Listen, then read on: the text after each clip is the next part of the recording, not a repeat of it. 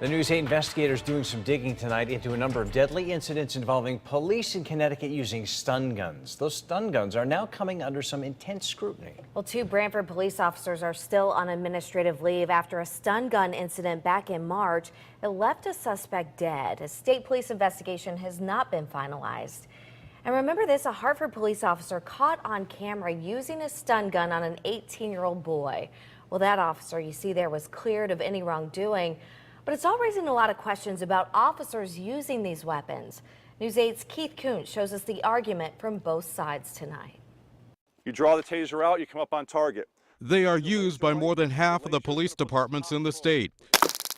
Stun guns are designed to make it possible for officers to get violent suspects under control. It's a very effective weapon system because it can quickly incapacitate a suspect so we don't have to punch them, kick them, elbow them, hit them with a baton. But some, like New Haven defense attorney Norman Pattis, believe police officers are using them too often.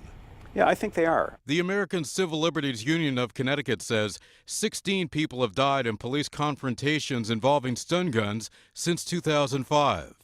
Pattis says there is just not enough research yet on the effect these weapons can have on a person high on drugs, mentally compromised, or in a state of rage.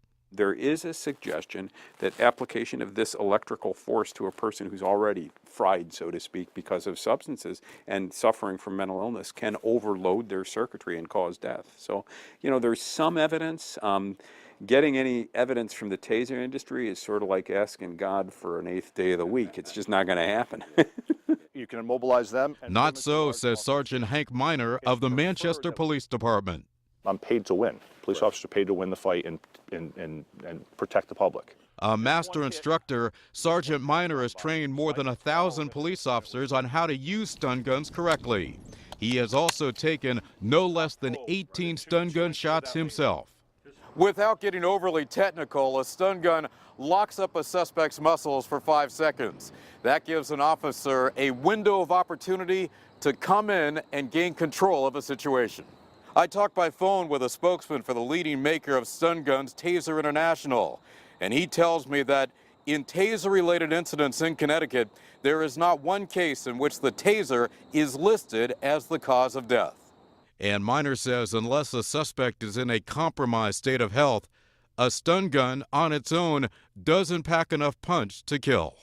You may be sore, and you'll have 2 small pock marks or 2 small marks, and you kind of look like bee stings. Those heal up after, almost no time. But there is also the question of who is dying in stun gun incidents. The NAACP says 13 of the 16 people killed in Connecticut were either black or Hispanic men. We know that they've been used as tools of torture by police officers out there. We've called to an end of lazy policing.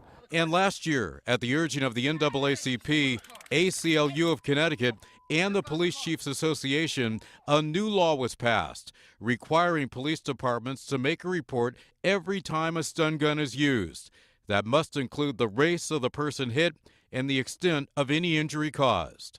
The data is somewhat raw, somewhat new, and we're looking at that and looking to ways to improve it. And while the state collects that data, the debate over the use of stun guns in Connecticut continues to heat up.